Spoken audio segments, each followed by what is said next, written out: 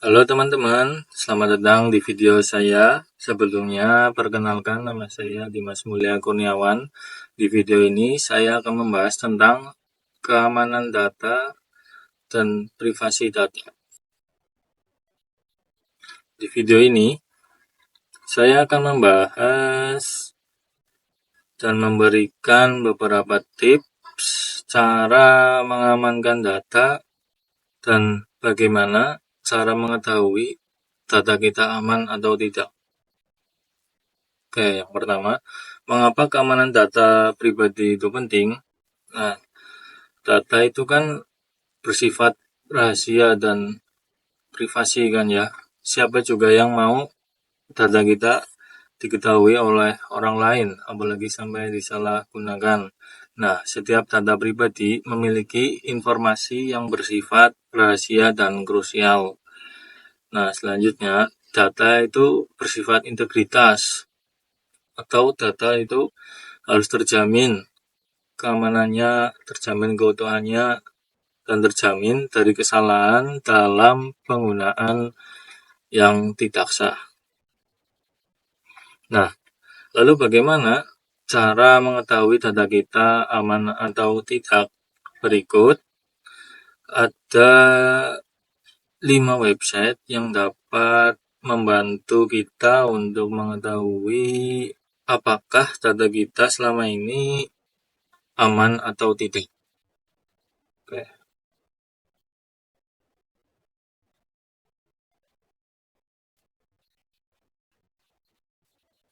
Nah, yang pertama itu ada website yang bernama periksadata.com. Nah, website ini sendiri dikembangkan oleh orang Indonesia ya. Nah, saya juga akan menjelaskan beberapa fitur dan kegunaan dari website Periksa Data. Yang pertama, website Periksa Data memungkinkan pengguna untuk memasukkan informasi tertentu seperti email ya, untuk diperiksa apakah data kita bocor atau tidak, seperti nama, nomor ID, atau KTP, atau alamat, atau nomor telepon. Nah, apakah alamat kita itu aman atau tidak? Nah, di sini saya akan mencoba untuk mengecek.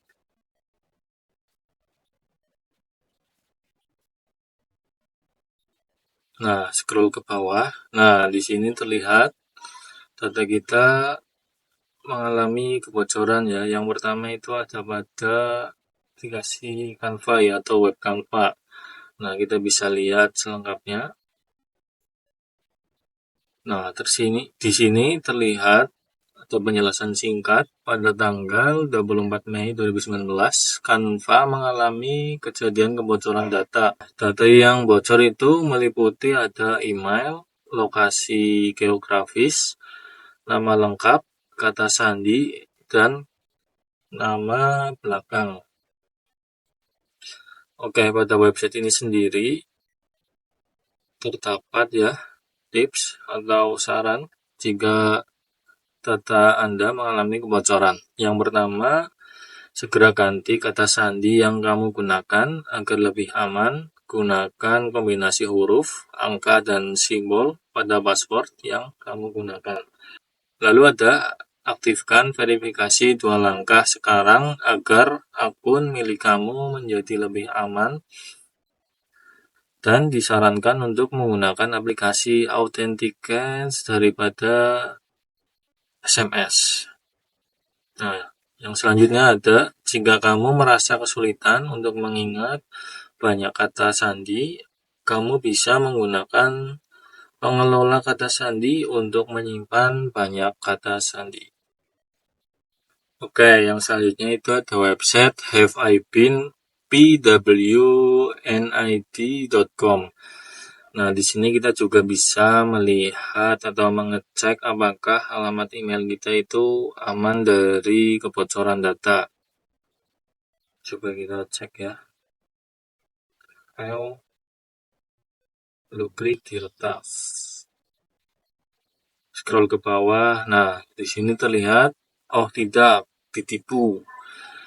Nah, di sini diretas dalam 4 pelanggaran data dan tidak ditemukan jejaknya. Berlangganan untuk mencari pelanggaran sensitif. Nah, di sini juga terlihat sama ya. Ada dari aplikasi Canva, terus ada White Canva, ada juga Edmodo, e-commerce ya, dari Tokopedia pada April 2020. Lalu ada Wattpad.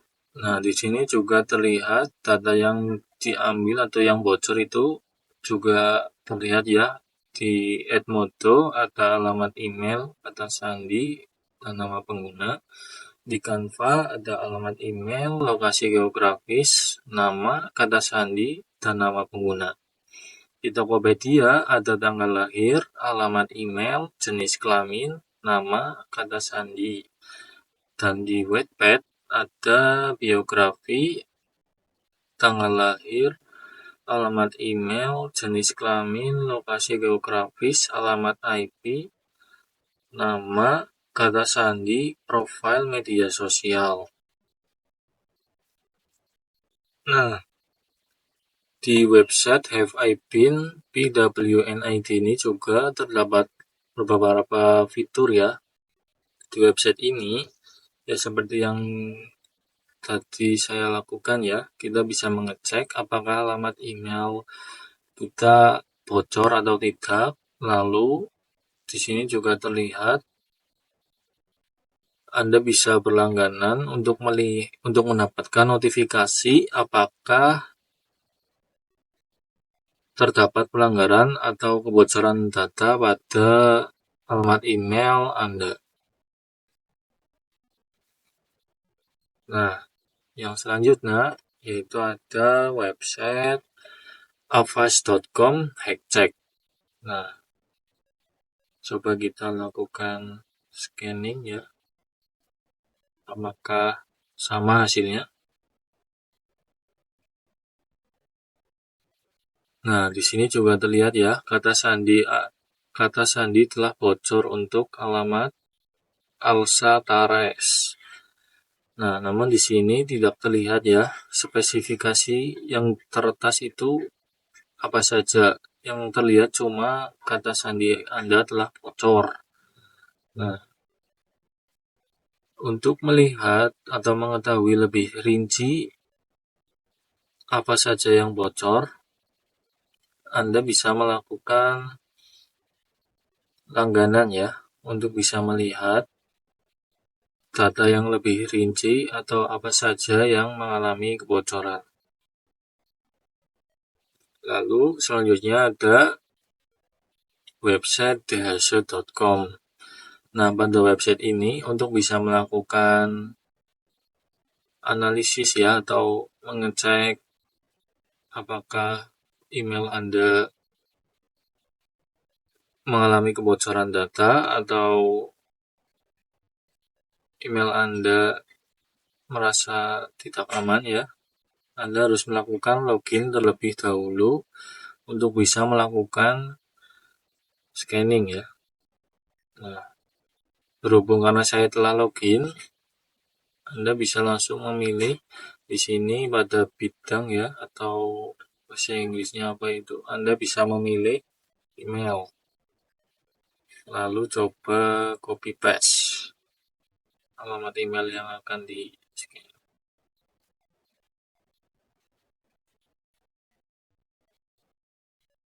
Nah, sedang loading teman-teman.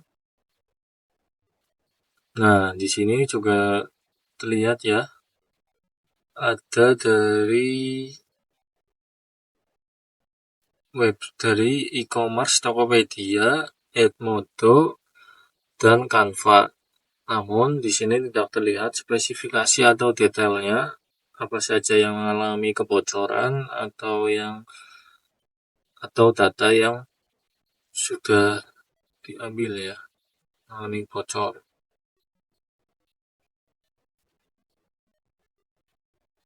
Nah, pada web ini juga memiliki beberapa fitur ya, seperti tadi bisa melakukan scanning email, apakah email Anda mengalami kebocoran data atau tidak.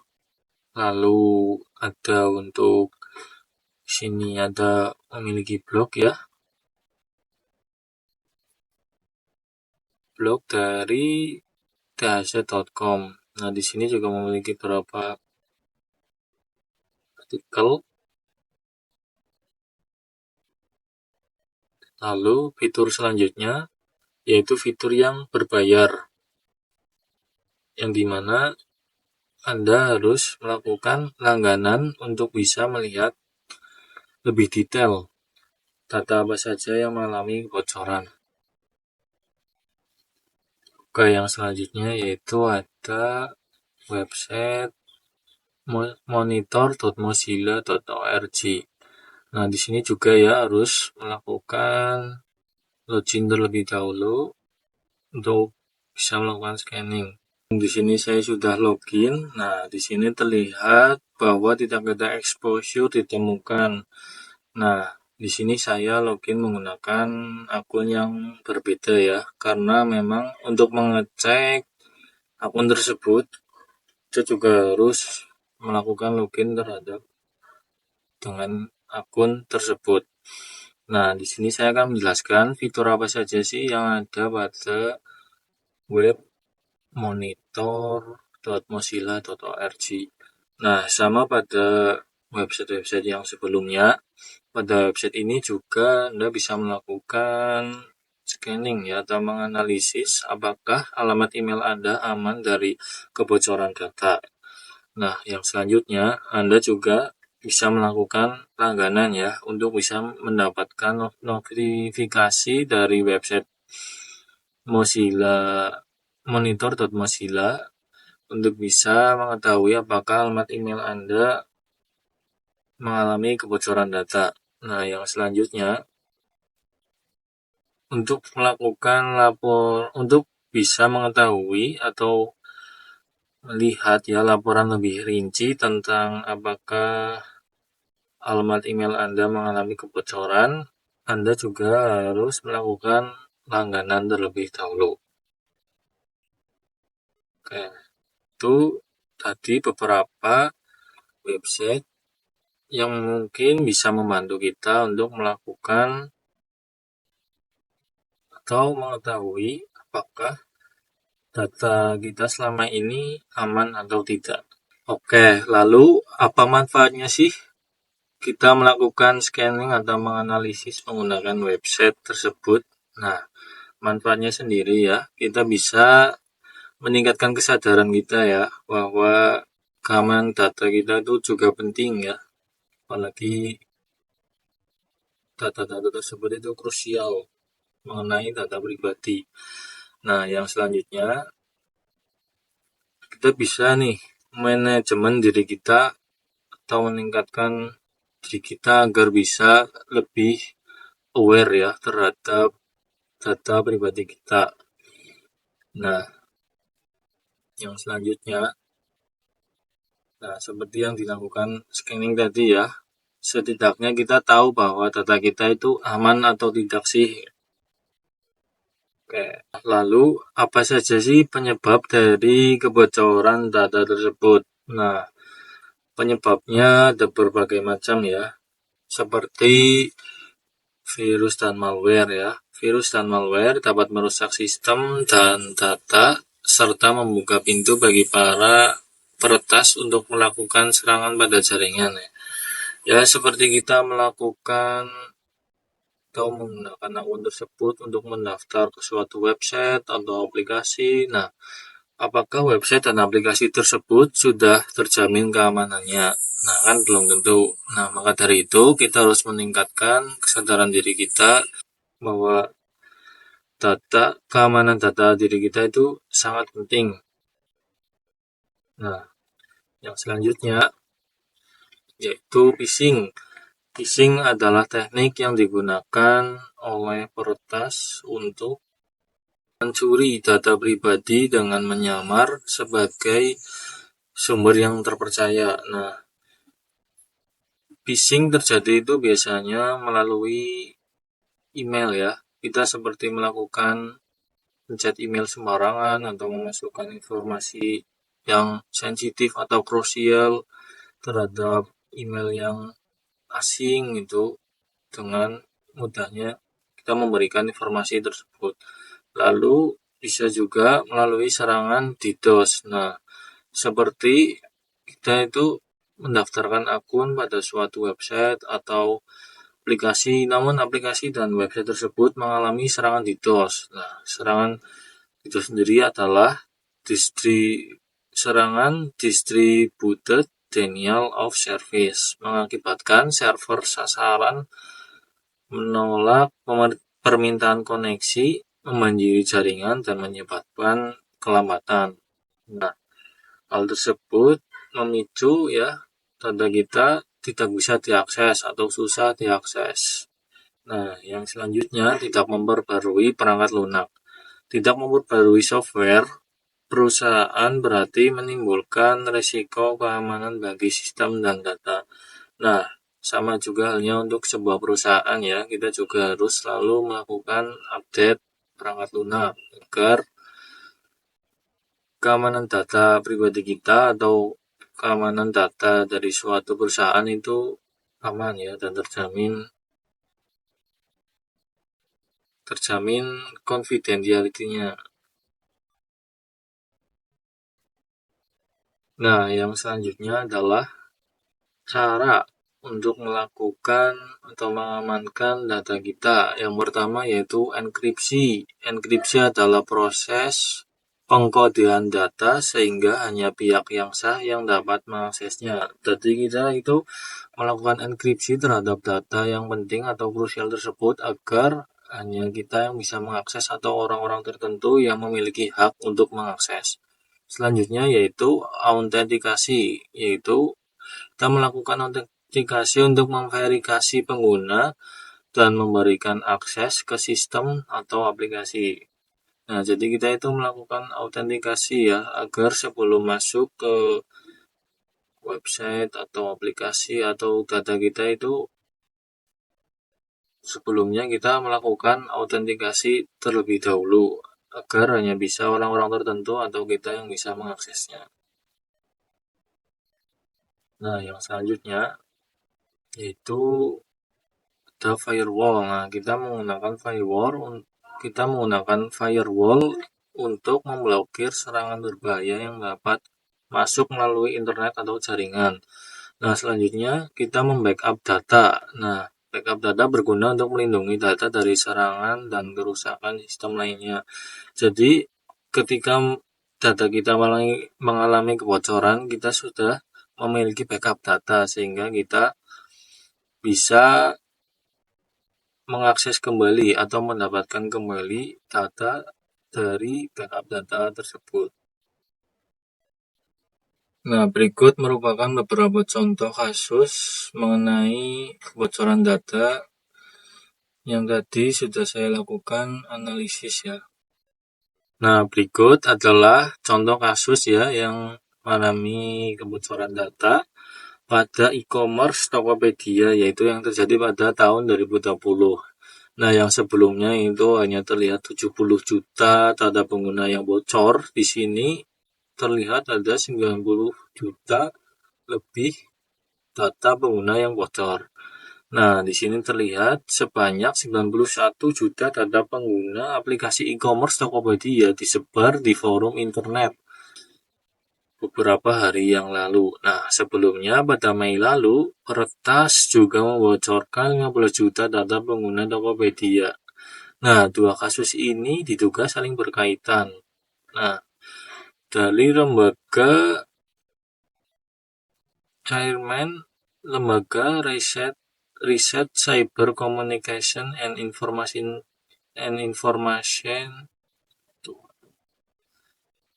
Nah, dari Lembaga Riset Cyber Communication and Information System Security Research Center atau bisa disingkat CISSREC Pratama Persada merupakan pihak pertama yang mengungkapkan kebocoran 90 juta data pengguna Tokopedia. Nah, Si Pratama Persada juga menjelaskan, Tokopedia jelas harus bertanggung jawab karena data pengguna yang mereka kelola bocor dan pastinya akan banyak pihak yang menggunakan untuk tindak kejahatan. Ini membuktikan bahwa Tokopedia benar-benar sudah diretas, tidak seperti penjelasan Tokopedia sebelumnya yang mengatakan hanya terjadi upaya peretasan di platform, kata Pratama lewat keterangan tertulis.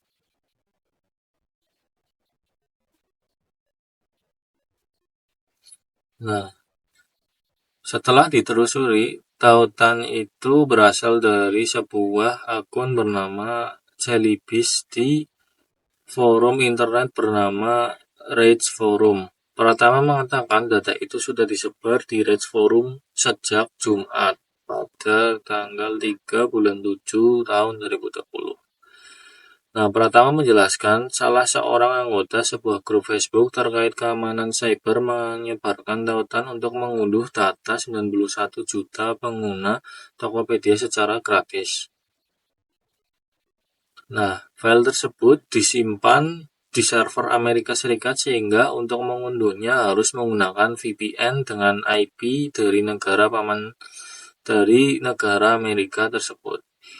Selain itu, Rage Forum juga memiliki mata uang sendiri yakni kredit. Anggota bisa mendepositkan 8 euro atau sekitar Rp130.000 untuk mendapatkan 30 kredit. Untuk bisa mengunduh data 91 juta pengguna itu, diperlukan 8 kredit. Selanjutnya akan muncul tautan untuk mengunduh dan file yang diunduh berformat zip dengan ukuran 9,5 GB.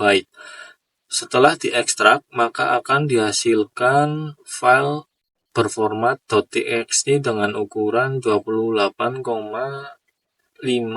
GB.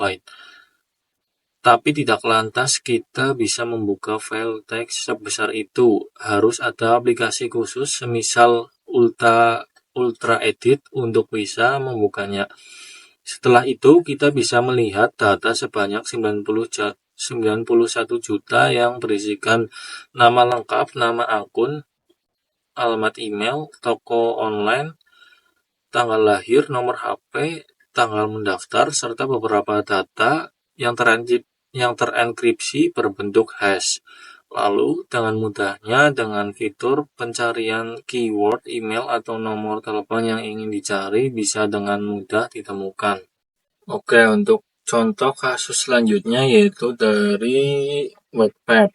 Nah, pada website twinget.com ini dijelaskan bahwa telah peretasan pada Wattpad.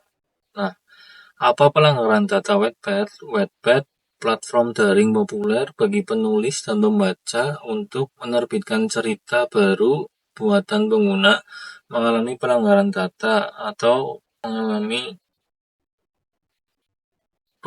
pembobolan data yang signifikan pada bulan Juni 2020.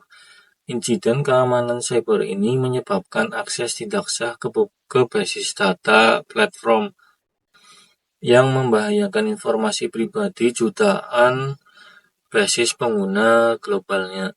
Pelanggaran tersebut merupakan pelanggaran serius terhadap privasi pengguna dan menyoroti tantangan yang dihadapi komunitas daring dalam melindungi data pengguna.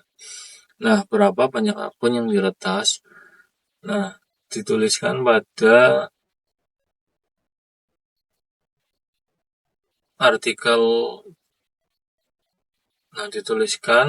website twinget.com ini, pelanggaran tersebut memengaruhi lebih dari 268 juta akun Wattpad. Nah, jenis apa yang bocor? Nah, jenis data apa yang mengalami bocoran? Nah, data yang bocor dalam pelanggaran tersebut meliputi biografi, tanggal lahir, alamat email, jenis kelamin, lokasi geografis, alamat IP, nama, dan kata sandi, profil media sosial, URL situs, web pengguna, dan nama pengguna. Nah, bagaimana Wattpad diretas? Pelanggaran terjadi karena akses tidak sah oleh penyerang ke basis data Wattpad. Metode pasti yang digunakan untuk membahayakan basis data tidak diungkapkan ke publik, tetapi insiden semacam itu seringkali melibatkan eksploitasi kerentanan keamanan dalam infrastruktur atau sistem platform. Nah, apa solusi dari Wattpad? Wattpad menanggapi pelanggaran tersebut dengan segera meluncurkan penyelidikan atas insiden tersebut, bekerja sama dengan pakar keamanan cyber eksternal untuk meningkatkan langkah-langkah keamanan mereka, dan mengatur ulang kata sandi bagi pengguna yang terkena dampak guna melindungi akun mereka. Nah, Wattpad juga berkomunikasi dengan komunitas penggunanya tentang pelanggaran tersebut, menawarkan panduan tentang cara mengamankan akun mereka dan melindungi informasi pribadi tersebut. Oke, untuk kasus yang selanjutnya yaitu terjadi pada web atau aplikasi Edmodo. Nah, seorang peretas mencuri jutaan detail akun pengguna dari Edmodo. Nah, dilansir dari CSIDB, sebuah platform pendidikan populer diretas oleh orang yang tidak bertanggung jawab. Nah, peretasan tersebut menyebabkan ratusan juta akun pengguna dicuri. Nah, data tersebut termasuk nama pengguna, alamat email, dan kata sandi yang dihash dan dijual di web gelap. Pelanggaran tersebut mempengaruhi lebih dari 70 juta akun, dengan sekitar 40 juta diantaranya menyertakan alamat email. Edmodo mengonfirmasi insiden tersebut dan meluncurkan penyelidikan dengan menekankan pentingnya pelindungan privasi pengguna. Motif peretas tersebut tampaknya adalah keuntungan finansial. Nah, ini data dari kejadian peretasan Edmodo.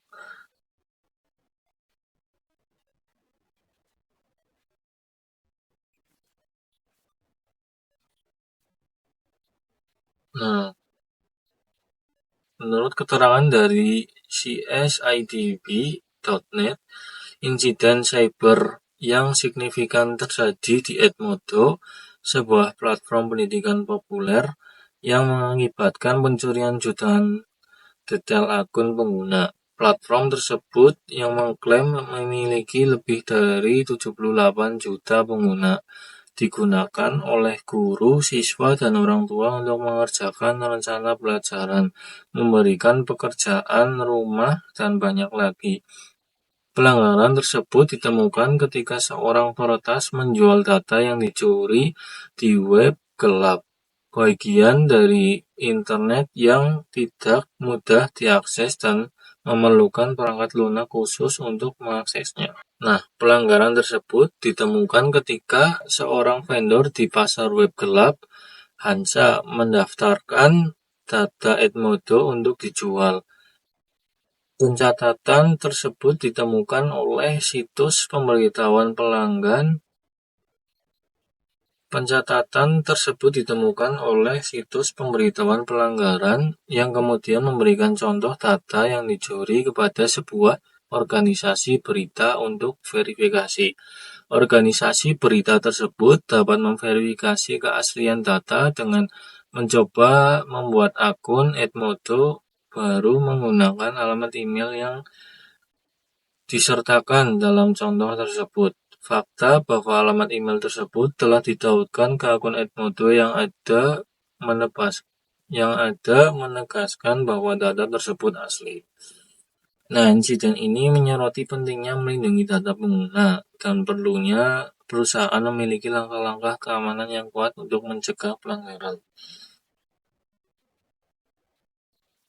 Nah, insiden ini juga menimbulkan pertanyaan tentang keamanan platform pendidikan daring dan perlunya platform ini memprioritaskan pelindungan data pengguna. Edmodo bukan satu-satunya platform pendidikan daring yang mengalami pelanggaran dan insiden ini, menyoroti perlunya perusahaan di sektor ini untuk mengambil pendekatan proaktif terhadap keamanan. Ini termasuk menerapkan langkah-langkah keamanan yang kuat seperti enkripsi dan autentikasi dua faktor dan bersikap transparan kepada pengguna tentang praktik pelindungan data. Oke, yang selanjutnya yaitu ada kasus kebocoran data dari Canva.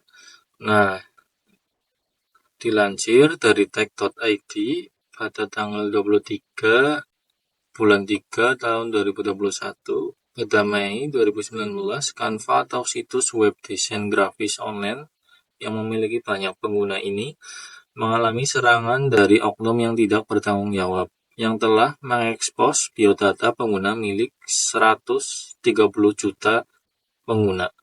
Canva menyebutkan bahwa hacker telah berhasil membuka password sekitar 4 juta pengguna dan membagikannya di forum online. Pelaku dari peretasan data Canva ini adalah Ghostic Players yang terkenal di kalangan kekuatan cyber. Pelaku menghubungi CDNet mengenai insiden tersebut. Pelaku juga mengatakan bahwa Canva sudah mendeteksi serangan yang mereka buat dan server yang datanya dibobol. Data yang dicuri pun meliputi username, password, email, nama asli, bahkan kota dan alamat tempat tinggal. Kejahatan cyber seperti ini tidak hanya terjadi di Canva saja, melainkan terjadi di berbagai aplikasi lainnya. Nah, berdasarkan data terdapat